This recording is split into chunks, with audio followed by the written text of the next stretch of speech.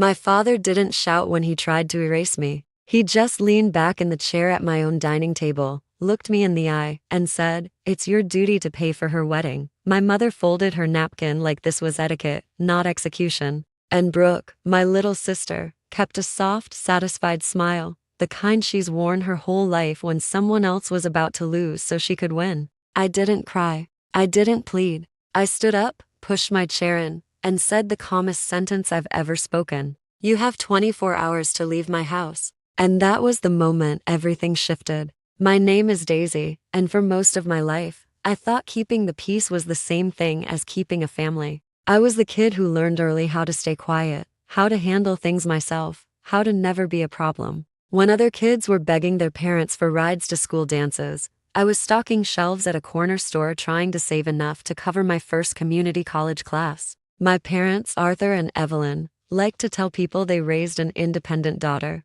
What they never mentioned was that independence wasn't a trait they nurtured. It was a survival skill I had to grow. And then there was Brooke, my younger sister. Brooke, who floated through childhood like the world owed her a soft landing. Brooke, who always got the bigger bedroom, the nicer things, the loud praise, the gentle excuses. When Arthur lost his accounting job 3 years ago, they showed up at my doorstep with 2 suitcases and an unspoken expectation that my success meant their safety net. They said it would be temporary. Temporary somehow became them settling into my home so thoroughly that it stopped feeling like mine. The night they arrived, my mother walked straight into my kitchen and began rearranging drawers. She didn't ask. She didn't look up.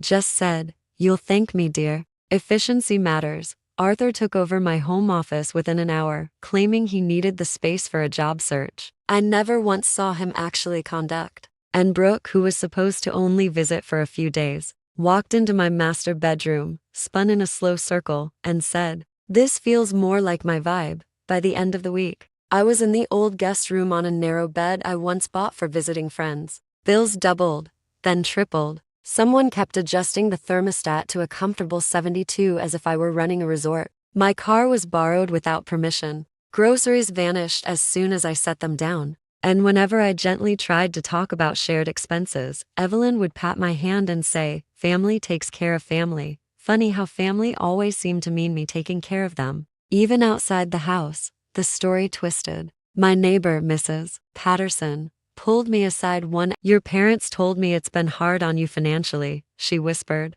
Hard on me while I was paying for everything. The truth was impossible to ignore, but I kept telling myself to endure it. That's what good daughters do, right? They stretch, they bend, they make room. It wasn't until 6 months ago, when I started sessions with Dr. Lou, my therapist, that someone finally named what was happening. Financial abuse, emotional manipulation, and a lifetime of conditioning that made me think this was normal. I didn't confront anyone yet. I wasn't ready, but I started noticing everything. Every entitled comment, every whispered look, every time Brooke acted like my house was her kingdom. And I knew something was coming. The shift didn't come all at once. It arrived in small, almost invisible fractures, the kind you only notice after someone teaches you how to look. Dr. Lou had told me during one session, "You've been trained to normalize chaos. Start paying attention to the details you've been taught to ignore." So, I did, and once I started, I couldn't stop.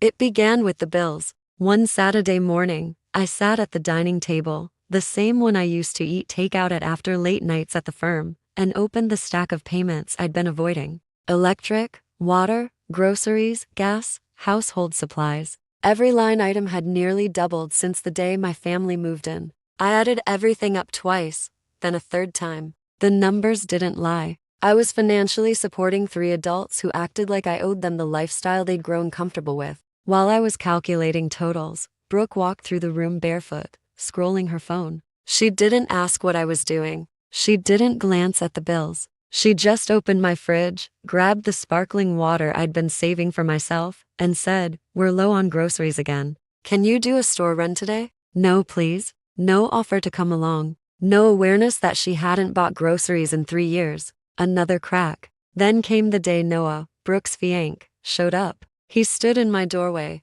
holding a small box of pastries, trying to be polite. "Can I talk to you for a second, Daisy?" he asked, shifting nervously. Noah was the kind of man who always tried to do the right thing, even if he didn't fully understand the people around him. We stepped out onto the porch. He cleared his throat. Brooke's really excited about the wedding. Your parents mentioned you might help with some of the expenses. I stared at him, stunned that my family had apparently already planned how to spend my money. Why would they say that? I asked. He hesitated. I think they assumed you'd want to contribute since you're stable. Stable. That word landed like a slap.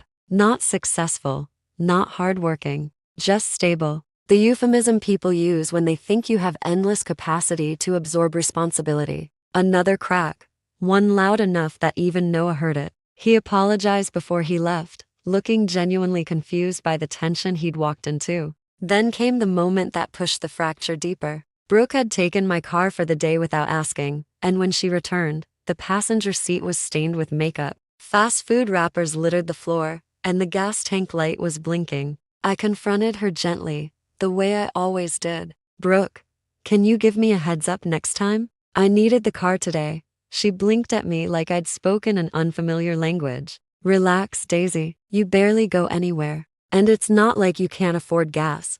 Not like I can't afford it. The entitlement was breathtaking. But the worst moments weren't the big ones. They were the quiet, everyday reminders that this house was no longer mine.